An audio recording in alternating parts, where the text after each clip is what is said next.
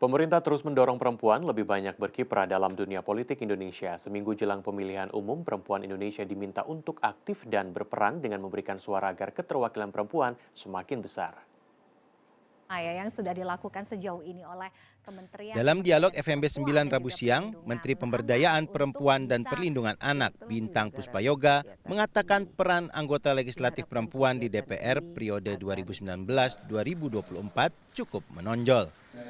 Dukungan para wakil rakyat di DPR tersebut mampu menghasilkan UU nomor 12 tahun 2022 tentang tindak pidana kekerasan seksual yang berhasil disahkan oleh DPR. Patut pula dicatat bahwa keberhasilan mengesahkan undang-undang tersebut merupakan sebuah kerjasama kolaboratif yang sangat konstruktif dan saling memperkuat satu sama lain.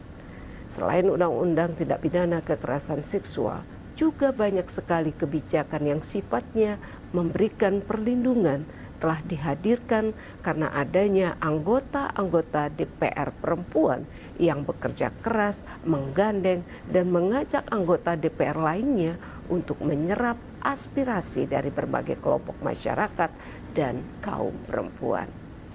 Dalam kesempatan yang sama, Direktur Eksekutif Perkumpulan untuk Pemilu dan Demokrasi Perludem, Khairunisa Nur Agustiati mengatakan, hambatan perempuan untuk masuk ke dalam sistem perpolitikan di Indonesia masih cukup banyak.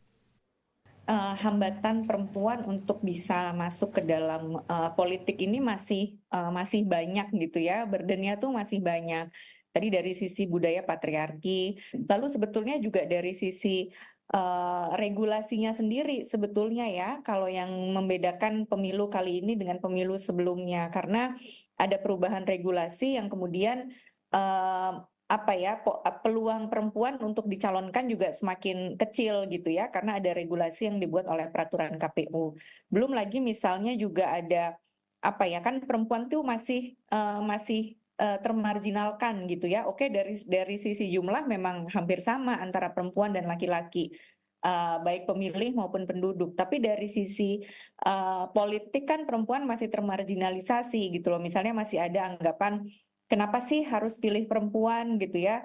Perempuan tuh nggak cocok masuk ke dalam politik, atau misalnya terkadang juga ada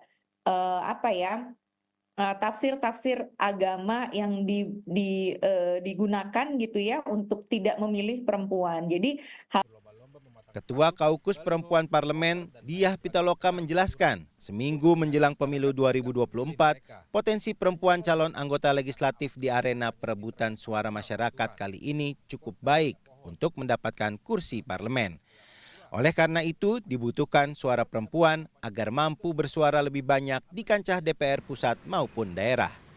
Saya lihat banyak potensi perempuan di arena sebagai kandidat calon legislatif.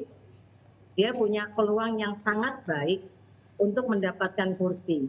Jadi saya mau mengingatkan dalam kesempatan ini, pertama, mungkin suara kita bisa memberikan satu kursi perempuan, membantu seorang perempuan mendapatkan kursi. Nah, ini semangatnya itu dulu.